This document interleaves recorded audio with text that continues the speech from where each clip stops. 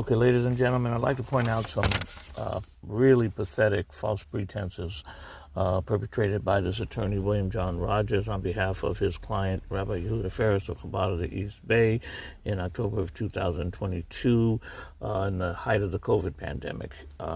Ferris became the trustee of a cancer patient's trust. The guy died in 2020, and his younger brother, the beneficiary, had been living in his house with him for a year, taking care of him as he was dying of cancer. His two adult daughters never lifted a finger nor even bothered to call him in the whole 6 years before he died. And now Ferris and Rogers are trying to justify disinheriting the siblings who are poor in their 60s and giving the entire property to the 40, late 30s daughters who are making $100,000 a year, so that they would turn over the property to the trustee's wife so she can invest in it and resell it. That's the truth. But here's the thing.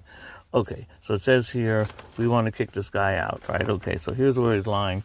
William John Rogers appears to be lying here. He says, in 11, under the terms of the trust, Maxine and Flora, the abandoning daughters, are to divide 50.1% of the settlers, 100% half of the trust property, 1810 Grant Street. Then this is where the lies come in. It looks like lies. Under the residual trust clause of the trust, the balance residue and trust of the estate shall go to the two daughters. But it's not so. Let's bounce over here. I'm going to ask your intelligent question. You're smart listeners. What do you think of this? Okay, so let's go down to the trust itself. Trust here, trust of the father, right? It says here, it says distribution of a portion of the trust estate. It says the majority portion, that would be this 50.1%, is of half of the house, is subject to a settlement agreement, right? So it says settler owns 100% of half of 1810 Grant Street. Settler gives 50.1% of his interest to his two daughters who never saw him, right? Then it says, from the remaining balance of the trust, you pay these people $30,000 if payments are not made.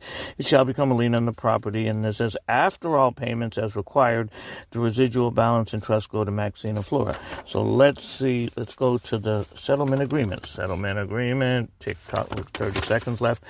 So girlfriend warrants that she will have prepared and executed a will or trust in which she leaves 50% of her ownership to the party's two daughters, Maxine and Flora. Here's the key thing. Ziprin, the man who died, warrants to Salgado that he will have prepared and conducted a will or a trust which leaves a majority portion of his 50% ownership in the property to his two daughters. But the hypocrite, and it's signed, here's the initials of William John Rogers. He drafted it. But in the beginning,